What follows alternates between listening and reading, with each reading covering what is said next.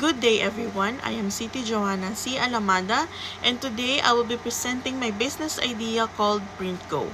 So PrintGo is a 24/7 self-service printing and scanning kiosk.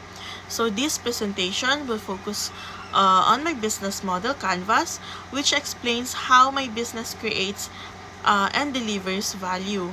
So before we proceed, let us move to the introduction of my business. So my business, PrintGo, designed to provide convenient, fast, and accessible printing and scanning services any time of the day.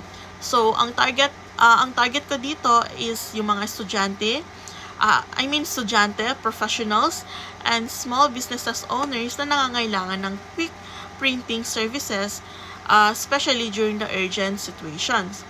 So, for the key partners, my key partners include suppliers of printing materials such as paper and ink, technology providers for the kiosk system, and location owners where the kiosk will be placed. So, these partners are important to ensure smooth and continuous operation of the business. So next is the key resources. So my key resources include the printing machines, kiosk system, stable internet connection, and the physical location of the kiosk. So these are the essential to keep the service running efficiently and reliably. For the key activities of my business naman is the main activities of my business include maintaining the machines, ensuring the 24/7 operations, restocking supplies like papers and ink, and also monitoring the system to avoid the downtime.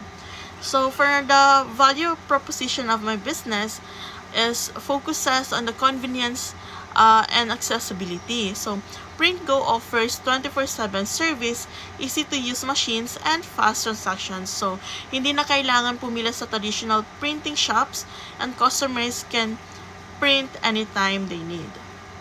For the customer segments naman, my target customer includes students, office workers, and entrepreneurs, and walk-in user who need printing and scanning services, especially those with urgent needs na walang sariling printer sa kanilang bahay. So, for the channel naman is I reach my customers through strategically placed physical kiosks near schools, offices, and commercial areas.